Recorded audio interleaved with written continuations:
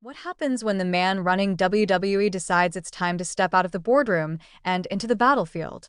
When Triple H himself calls for a secret meeting with Roman Reigns and Seth Rollins, not for a match, but to decide the future of the entire company.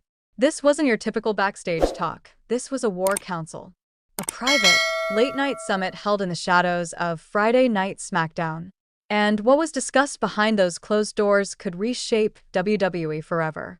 But before we dive into what really went down, make sure you're representing the true kings of WWE, the Roman Reigns October 1st collection, the iconic Gisso for letters, one word T, and Jacob Fatu's explosive all gas, no brakes shirt, all linked down below.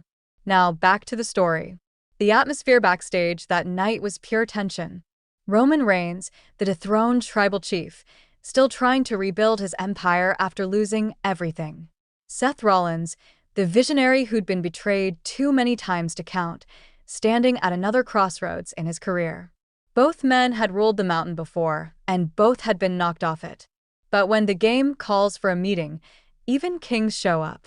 The problem wasn't just personal, it was existential. WWE itself was on the line. Paul Heyman's new faction, known as The Vision, had gone beyond control. With monsters like Brock Lesnar, Bronson Reed, and Braun Breaker under his command, Heyman was no longer just managing talent.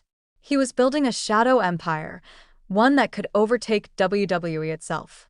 So, in a last-ditch effort to save the company, Triple H brought in the two men who once changed wrestling forever and might have to do it again. Hidden cameras caught the three of them inside Triple H's private office. The game sat behind his desk, silent for a moment before speaking. "I'm not here to fix your history," he said, his tone sharp but calm. "I'm here to save this company. Heyman's empire is spreading like wildfire, and if we don't act, there won't be a WWE left to fight for." He looked directly at Roman, then at Seth. "You two have a choice. Keep fighting each other and watch everything burn, or unite and save the business that made you." The silence that followed was heavy. Finally, Roman leaned forward. "What's the play?" Seth nodded, his voice quiet but firm. "We're listening." Triple H leaned back, the faintest smirk crossing his face. "I want the Shield," he said simply. "The real Shield.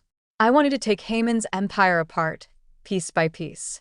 And with that one sentence, the entire landscape of WWE shifted. This wasn't just an idea, it was an order. Triple H wasn't mediating anymore, he was commanding an alliance. His involvement turned a personal feud into a corporate mission. And the way he said the real Shield made it clear he might already be in contact with Jon Moxley. Imagine it, the full Shield, reunited under Triple H's command, going to war with Heyman's new dynasty. Roman Reigns, Seth Rollins, and Jon Moxley, once brothers, now potential saviors of the entire company. It's the reunion fans have begged for, but this time, it's not about nostalgia. It's about survival. With Triple H officially stepping into the chaos, the stakes have never been higher. The Shield may not just return, they may become the protectors of WWE itself. And if you've been watching long enough, you know one thing. When the game gets involved, business always picks up. So stay locked in. Subscribe right now and hit that notification bell so you don't miss a single second of what comes next.